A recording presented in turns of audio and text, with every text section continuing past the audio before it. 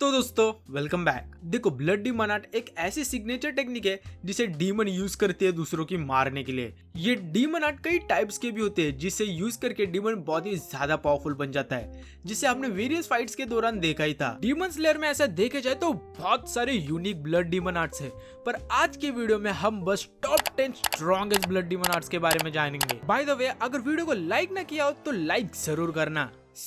मेरा नाम है सेनरो और लेट्स बिगिन। नंबर 10 पे डीमन आर्ट है थ्रेड मैनिपुलेशन। तो थ्रेड मैनिपुलेशन एक ऐसी ब्लड डीमन आर्ट है जिसे हमने सबसे पहले लोअर मून डीमन फायर रुई को यूज करते हुए देखा था ऑन माउंट नाटोगुमो। रुई के ब्लड डीमन आर्ट की बात करें तो रुई अपने ब्लड डीमन आर्ट से थ्रेड्स को क्रिएट और मैनिपुलेट कर सकता था अपने फिंगर टिप से। आई नो तुम्हें लग रहा होगा कि ये धागे क्या ही कर पाएंगे, पर लेट मी टेल यू, ये धागे बहुत ही ज्यादा डेंजर है क्योंकि रुई अपने थ्रेड से किसी भी नॉर्मल बंदे को एक झटके में काट के टुकड़े कर सकता है। रुई के ये धागे इतने ड्यूरेबल होते हैं कि निचरन स्वॉर्ड को भी काट सकते हैं, जो कि हमने तांजीरो और रुई के फाइट के अगेंस्ट देखा ही था। इतना ही नहीं, रुई अपने इन थ्रेड्स में ब्लड को पंप कर सकता है to make them more powerful. और इन रेड थ्रेड्स का चलो हमने देखा ही था कि कैसे रुई ने तांजीरो और नेजुको दोनों को बहुत ही आराम से हरा दिया था और तांजीरो को अपना हिनोकामी कागुरा यूज करना पड़ा था रुई को टक्कर देने के लिए, पर फिर भी तांजीरो रुई को हरा नहीं पाया था। उल्टा खुद दुखी आत्मा ग्यू को आना पड़ा था तांजीरो को हेल्प करने के लिए। अब नेक्स्ट नंबर 9 पे ब्लड डीमन आर्ट है ड्रीम मैनिपुलेशन। तो ड्रीम मैनिपुलेशन एक ऐसा ब्लड डीमन आर्ट है जिसमें यूजर किसी भी इंसान को ड्रीम्स में डाल सकता है हमेशा के लिए। इस डीमन आर्ट को हमने सबसे पहले मुगन ट्रेन की मूवी में देखा था, जिसका नोन यूजर है एनमो द लोअर मून डीमन 1। एनमो अपने इस ब्लड डीमन आर्ट से अपने हाथ पे या फिर बॉडी पे लगे कौन से भी आइस से अपन उनको ड्रीम वर्ल्ड में ट्रैप कर सकता था। ये ड्रीम्स अच्छे ड्रीम्स भी हो सकते थे या फिर बुरे ड्रीम्स भी, जो भी उसका यूजर चाहे, जिसका एग्जांपल हमने मूव एंड ट्रेंड में देखा ही था। देखो मैंने इस ब्लड डीमन आर्ट को इसलिए टॉप 10 में रखा है क्योंकि ये ड्रीम मैनिपुलेशन नो डाउट बहुत ही ज्यादा ब्रोकन है। लाइक इससे तुम निकल ही नहीं सकते हो, चाहे कुछ भी कर लो। और ये ड्रीम इतने रियल होते हैं कि तुम्हें ऐसा लगेगा कि ये रियल में हो रहा है। पर वो अलग बात है कि तांजीरो ने अपना दिमाग लगाया जिसके कारण वो समझ पाए कि वो एक ड्रीम में ट्रैप और अपने आप को मारने का हिम्मत दिखाया, जिसके कारण वो बाहर आ पाया। और ऊपर से नेजुको ने भी बहुत मदद की थी तांजीरो की, वरना किसी को भी भनक भी नहीं थी कि वो एक ड्रीम में ट्रैप्ड है। और अगर तांजीरो और नेजुको ना होते तो मोस्ट लाइकली सब मर ही जाते। अब नेक्स्ट नंबर 8 पे आता है पोर्सेलिन वेसेस। भाई ये ब्लड डीमन आर्ट भी क्या ही जबरदस्त है, पर साला ग्योको पाउटे ने इस ब्लड डीमन आर्ट को मजाक बना दिया। देखो पोर्सेलिन वेसेस एक ऐसा ब्लड डीमन आर्ट है जिसका नोन यूजर है अपर मून 5 ग्योको। इस ब्लड डीमन आर्ट से ग्योको अपने लिए अनलिमिटेड मटके क्रिएट कर सकता है ऑफ एनी साइज, और इस मटके में वो खुद को डाल सकता है या फिर इस मटके के अंदर जाके वो एक मटके से दूसरे मटके में भी टेलीपोर्ट कर सकता है, जिससे उसे पकड़ना बहुत ही ज्यादा मुश्किल हो जाता है क्योंकि खुद म्यूचिरो ग्योको की स्पीड को मैच नहीं कर पा रहा था।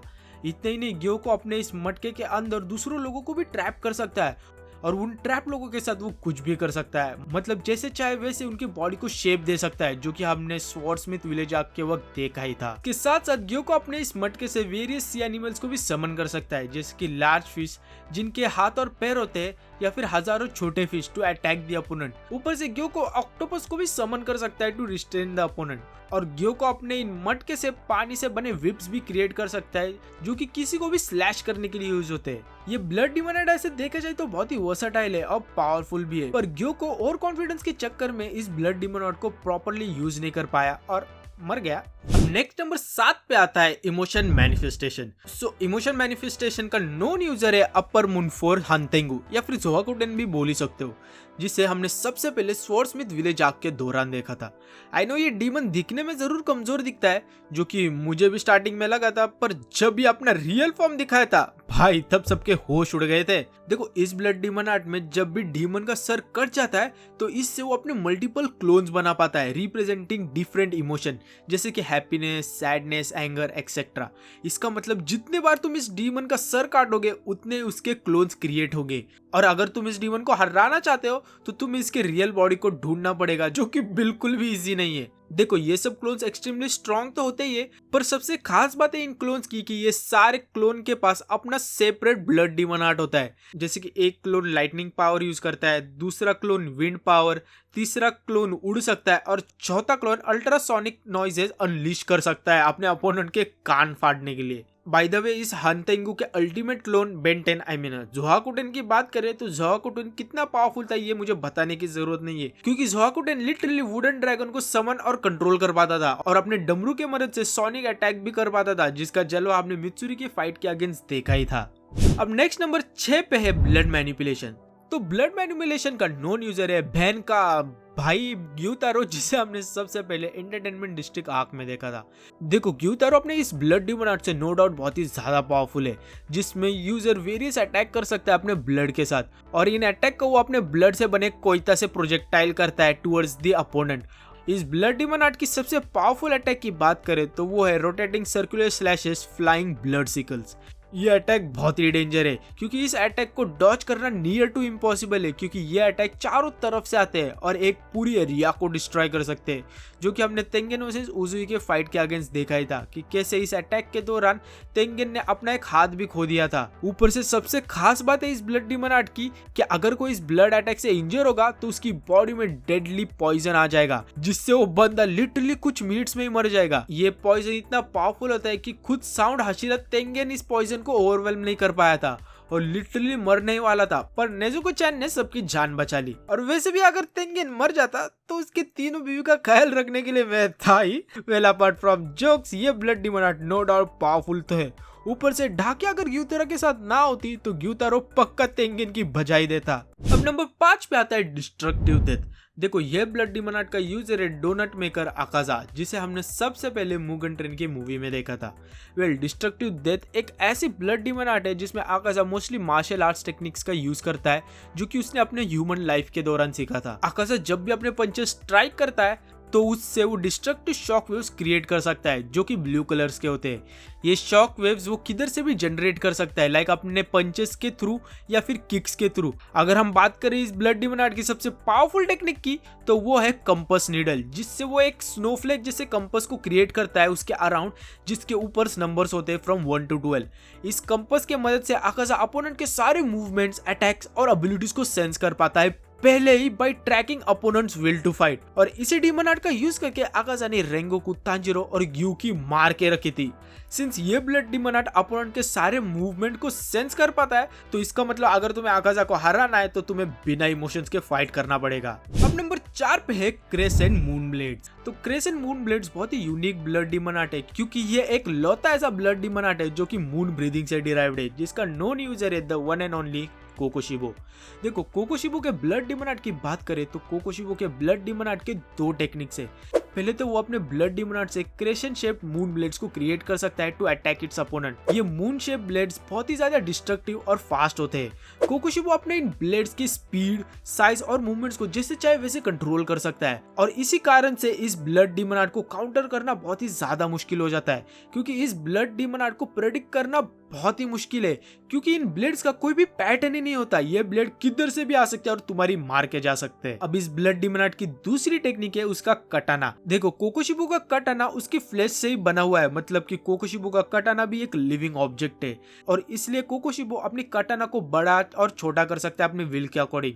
और अगर कोकोशिबो का स्वॉर्ड टूट भी जाए तो कोकोशिबो फिर से अपने स्वॉर्ड को रीजनरेट कर सकता है। वेल सिंस ये ब्लड डीमन आर्ट बहुत ही ज्यादा अनप्रेडिक्टेबल और एक्सट्रीमली डिफिकल्ट है काउंटर करने के लिए, इसलिए मैंने इस ब्रीदिंग स्टाइल को ब्लड डीमन आर्ट को नंबर 4 पे रखा है। अब नेक्स्ट नंबर 3 पे ब्लड डीमन आर्ट है क्रायोकाइनेसिस। सो क्रायोकाइनेसिस का नॉन यूजर है लड़की ईटर डोमा, जिसे हमने फर्स्ट टाइम सीजन 3 में देखा था। देखो काइरोकाइनेसिस एक बहुत ही सिंपल ब्लड डीमन आर्ट है, जिसमें डोमा आइस को क्रिएट और मैनिपुलेट कर सकता है पावरफुल और डिस्ट्रक्टिव अटैक्स करने के लिए। डोमा अपने ब्लड डीमन आर्ट को जापानीज वॉर फैंस की मदद से यूज करता है, जिससे वो लोगों को फ्रीज कर सकता है, स्नो अटैक्स कर सकता है और अपने चारों तरफ स्नो विंड्स भी क्रिएट कर सकता है, जिसके कांटेक्ट में जो भी आएगा वो इंस्टेंटली फ्रीज हो जाएगा। ऊपर से डोमा अपने इन फैन से स्नो ब्लिजर्ड भी रिलीज कर सकता है, जिसे अगर कोई इनहेल करेगा तो वो इंस्टेंटली मर जाएगा, जिसे हमने डोमा वर्सेस शिनोबु के फाइट के अगेंस्ट देखा ही था। और इसी स्नो ब्लिजर्ड की एबिलिटी के कारण डोमा को हराना बहुत ही मुश्किल है,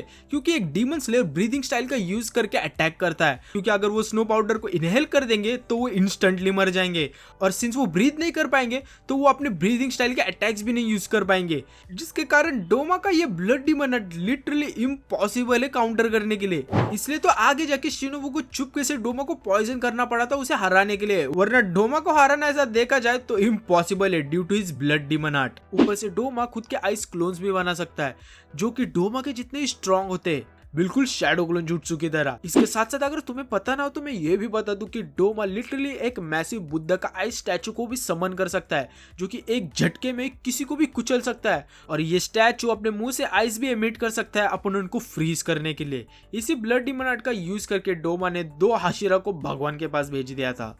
ये blood demon art no doubt बहुत ही ज्यादा यूनिक और डेंजर है, पर डोमा साला हमेशा मस्ती करते रहता है और सीरियसली फाइट नहीं करता, और इसी रीजन के कारण वो मर भी गया था, वरना उसकी ब्लड डीमन आर्ट से वो तबाही मचा सकता है। अब नंबर 2 पे आती है मेरी सबसे फेवरेट ब्लड डीमन आर्ट जो कि है इन्फिनिटी कैसल मैनिपुलेशन। सो ये ब्लड डीमन आर्ट का नॉन यूजर है नाकेमी, जिसको हमने सबसे पहले मुगन ट्रेन के मूवी में देखा था। आई नो तुम सभी को लग रहा होगा कि मैंने इस ब्लड डीमन आर्ट को इतना हाई रैंक पे क्यों रखा है, पर मेरे ओपिनियन में ये ब्लड डीमन आर्ट सबसे ज्यादा ब्रोकन है। देखो नाकेमी अपने ब्लड डीमन आर्ट से इन्फिनिटी कैसल मैनिपुलेशन से लिटरली अपने लिए एक एक्स्ट्रा डायमेंशनल स्पेस क्रिएट कर सकती है by the name infinity castle, और वो इस कैसल को जैसे चाहे वैसे कंट्रोल और मैनिपुलेट कर सकती है अपने सितार की हेल्प से। ये कैसल अनलिमिटेड रूम से फिल्ड होते हैं और ये रूम नाकेमी कॉन्स्टेंटली चेंज कर सकती है। इसके साथ साथ नाकेमी अपने ब्लड डीमन आर्ट से किसी को भी इन्फिनिटी कैसल में टेलीपोर्ट कर सकती है, और जैसे ही कोई इस कैसल में आएगा वो इस कैसल से कभी भी बाहर नहीं जा पाएगा अनटिल एंड अनलेस तुम नाकेमी को मार दो, जो कि बिल्कुल भी इजी नहीं होने वाला है क्योंकि वो खुद को और दूसरों को इंस्टेंटली टेलीपोर्ट कर सकती है। इसके साथ साथ नाकेमी पोर्टल्स भी क्रिएट कर सकती है टू ट्रांसपोर्ट एनीबॉडी या फिर खुद को डिफेंड करने के लिए भी। इसी पोर्टल का यूज करके नाकेमी ने खुद को मित्सुरी के अटैक से बचा लिया था। सो ये blood demon art no doubt broken तो है क्योंकि इससे तुम अटैक डिफेंस दोनों कर सकते हो, और लिटरली तुम्हें अपने इस कैसल में कोई हाथ भी नहीं लगा सकता। लाइक नाकेमी को कोई भी अगर मारने आएगा या फिर कोई भी डीमन मारने आएगा तो नाकेमी बस बैठे बैठे अपना सितार बजाकर उस डीमन को बाहर सन में टेलीपोर्ट कर देगी और वो डीमन एक झटके में मर जाएगा। अब फाइनली नंबर 1 पे ब्लड डीमन आर्ट है बायोकाइनेसिस। तो बायोकाइनेसिस का नॉन यूजर है अपना माइकल जैक्सन मुजान, जो कि द डीमन किंग भी है, और यही वो बंदा है जिसने बाकी सारे डीमंस को जन्म दिया है, आई मीन क्रिएट किया है। देखो बायोकाइनेसिस एक ऐसी ब्लड डीमन आर्ट है जिसमें मुजान अपनी पूरी बॉडी को मैनिपुलेट कर सकता है। ऐसा देखा जाए तो सारे डीमन अपने बॉडी को मैनिपुलेट कर सकते हैं टू हील देयर बॉडी, पर मुजान इस चीज को अलग ही लेवल पे लेके जाता है।